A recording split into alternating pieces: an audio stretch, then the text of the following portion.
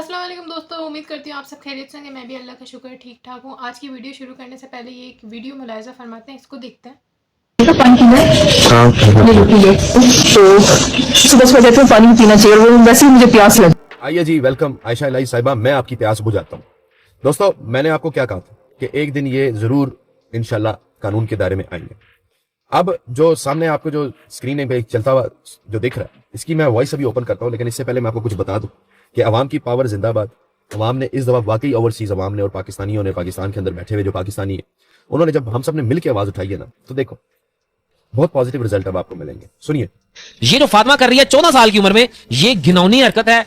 ये संगीन जो है ना, पाकिस्तान के कानून के मुताबिक भी जुर्म है। और ये जो एफबीआर की बात कर रही है, जो भी पाकिस्तान के बैंक अकाउंट में, जो पाकिस्तान में अपनी अमाउंट रखेगा, जो इनकम उसकी इनकम बढ़ेगी। आपने सुना होगा अक्सर लोगों के अकाउंट बंद हो जाते हैं, एफबीआर उनके अकाउंट सील कर देता है, जायज कैश अकाउंट सील हो जाते हैं, बैंक अकाउंट सील हो जाते हैं। किस वजह से? क्योंकि उनकी रकम का पता नहीं होता कहां से आई है। अब ये जो इनकम है, फातिमा वीलॉग्स, जिसकी मां जो इतनी होशियार बन रही है, जो उनको चला रही है बच्ची को, ये एक समझ लें कि हिंदी फिल्मों में कहते हैं कि जी चकला चलाना, तो ये ऑनलाइन चकला चल रहा है किस्म का। ये मेरा वर्ड लोगों को बुरा लगेगा, लेकिन मैं माजरत चाहता हूं जो लोग सुन रहे हैं। ये ऑनलाइन फहाशी फैलाई जा रही है, इसके खिलाफ सख्त क्रैकडाउन होना चाहिए। और मैं आपके चैनल के तवज्जुह से ये पैगाम देना चाहता हूं कि जो लोग खड़े होते हैं हो, नहीं होते ना हो। मैं लीगल नोटिस भी कर रहा हूं, इनको हर जाने का नोटिस भी करूंगा, और इनके खिलाफ एफआईए भी जाऊंगा और मुकम्मल कार्रवाई करूंगा इनके खिलाफ कि इन्होंने पाकिस्तान की बेटियों के खिलाफ, पाकिस्तान की बेटियों की जो हम तरबियत कर रहे हैं। अब हर बेटी उठ के ये कह देगी खड़ी होकर कि जी मैं पढ़ाई क्यों करूं, वो तो फातिमा लाइव करके घर बना लिया है, मैं पढ़ाई करके क्या करूंगी। तो फिर सारी खवातीन और लड़कियां इधर आएंगी। ये मुआशरे को बेरारवी की तरफ धकेलने का एक रास्ता बना रही है। तो यह है आवाम की पावर,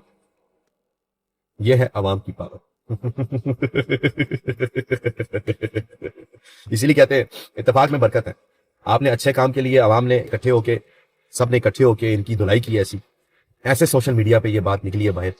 मैं कहता हूँ क्या चस आ गई। तो अब आयशा लाई अपने दिन गिनना शुरू करो, अपने दिन गिनना शुरू करो। तुम्हारे पे इनकम टैक्स वाले भी बहुत जल्दी आएंगे, और अब तुम्हारा जो हस्बैंड है वो शायद तुम्हें तलाक ही दे दे, क्योंकि तुमने ऐसी ऐसी चवले मारी है ना, यकीन मानो उसकी जो करोड़ों रुपए पड़े और जो फैक्ट्री शैक्ट्री उसके भी खाते अब खुलेंगे, ठीक है। और उस सब की जिम्मेदार तुम हो।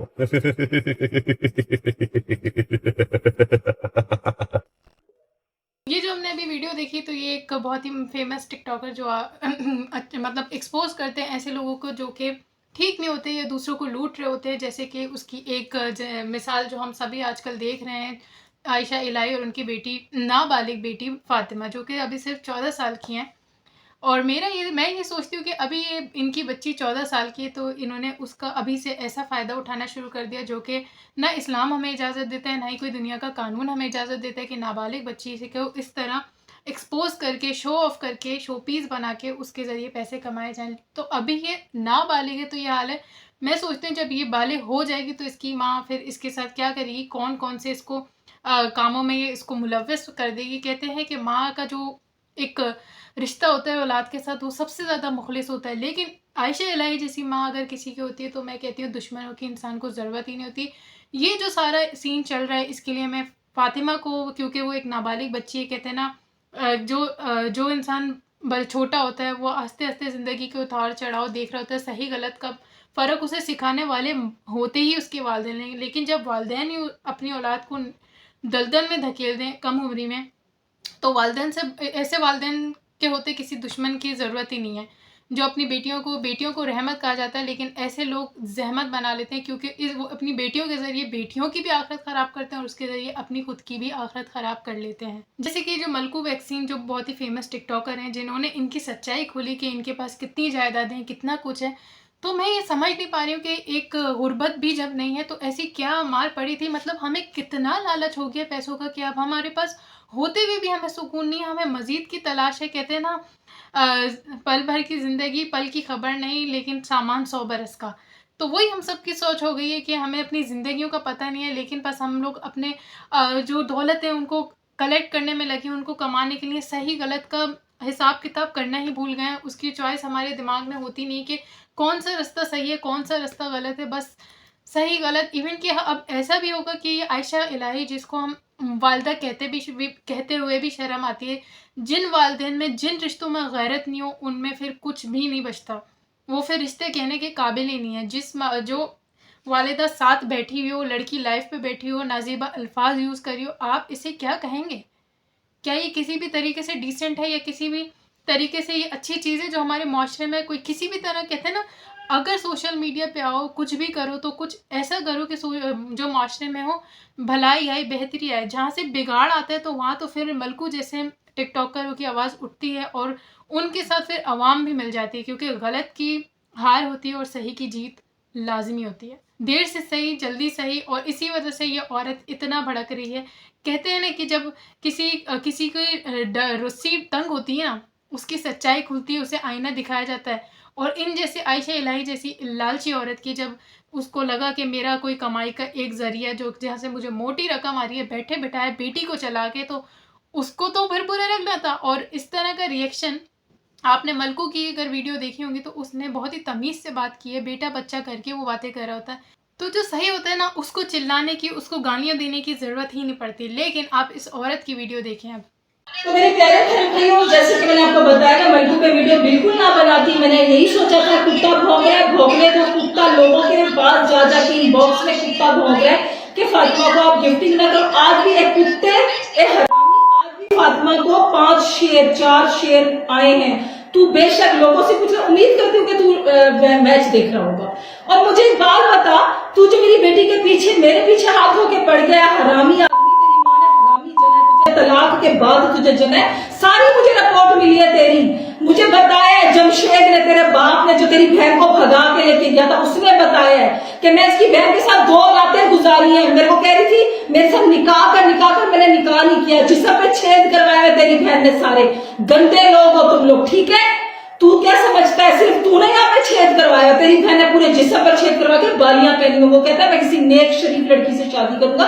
तो देखा आपने भाई, इस औरत की ज़बान, मैं कहती हूँ इसकी ज़बान ही बताती है कि ये इसकी खुद की तरबियत कैसी हो और ये किस तरह अपनी खुद तरबियत अपनी औलाद की करी है, वो भी आपके सामने है। तो जिस औरत की ऐसी गंदी ज़बान हो, वो भी सोशल मीडिया पे आप लोग को कितने लोग देख रहे होते हैं, वहाँ पर भी जिस औरत को एहसास नहीं है, तो फिर जब किसी की गैरत सो जाती है ना, तो फिर वो उसकी, अगर आपको पिक्चर देखनी है तो आयशा इलाही को आप देखें।